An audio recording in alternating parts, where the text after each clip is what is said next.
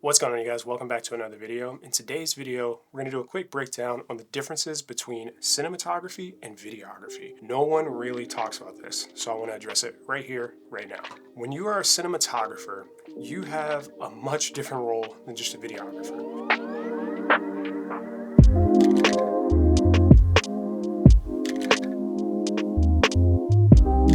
And now, I'm going to preface this entire video. I'm only speaking from my personal experience. I've not worked on a formal set. I have not worked with huge teams, but I would dare to say I've journeyed into the realm of cinematography versus just videography. Plain and simple, when you're a videographer, you show up and you shoot whatever is available.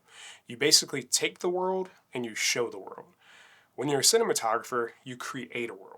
When you're creating a world, you're basically adding and taking elements in and out of a video to make it appear how you want the viewer to see the final image to appear. Whether that's an actual movie, whether that's a commercial setting, whether you're just shooting day-to-day life, you can create cinematography-based video by creating that world.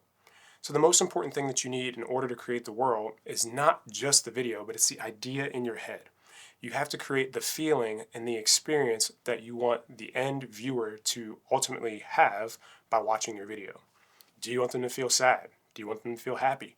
Do you want them to feel motivated? What ultimately are you trying to convey as the final message? Think about your favorite movies.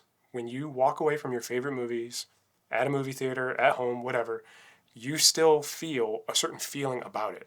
And you continue to feel that feeling about it pretty much forever, because that's why it's one of your favorite movies. You have an attachment to it.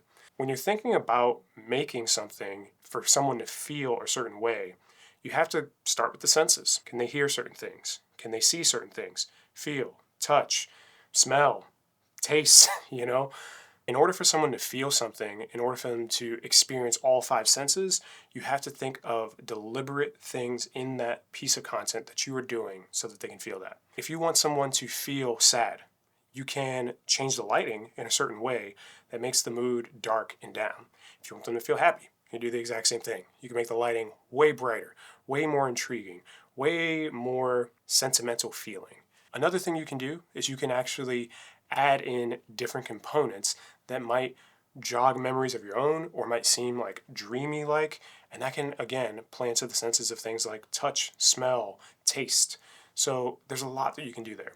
But in this short video, I want to focus on what we can automatically control easily and go from just being videographers to cinematographers. You want to make sure that you are addressing a few key things: lighting setups, audio, and overall the video quality. How are you going about shooting those videos? What are the angles that you're doing? What are the framings?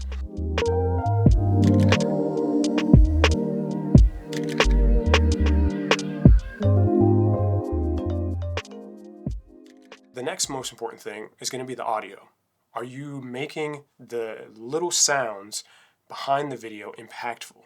Not just the music, not just the audio of capturing whatever your subject's saying, but are you capturing the wind bursts? Are you capturing the rolling of a train going by? Are you capturing things that will be so subtle that maybe your viewer doesn't really realize it, but they feel it, they sense it. They can hear it, but it's very dull, right?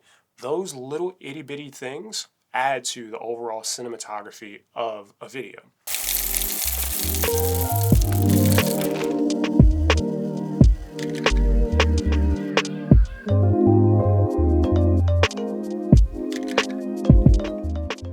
Again, when you're just talking about videography, you're shooting any and everything that's there. Same thing with audio, you're capturing it all.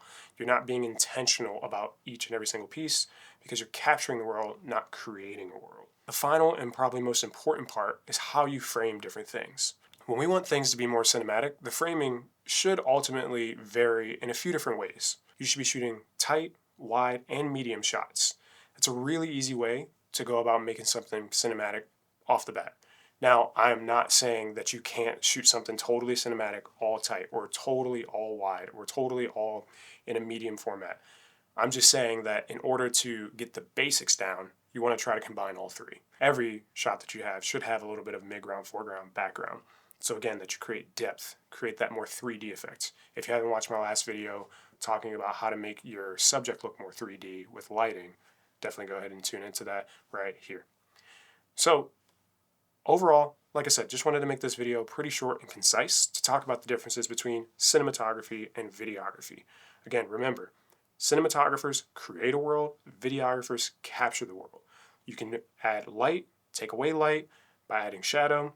You can focus on the audio, making sure that audio captures the onomatopoeia around. And then the last and most important thing is how you frame it. Where are you getting your shots from? Are you taking an up angle, a down angle?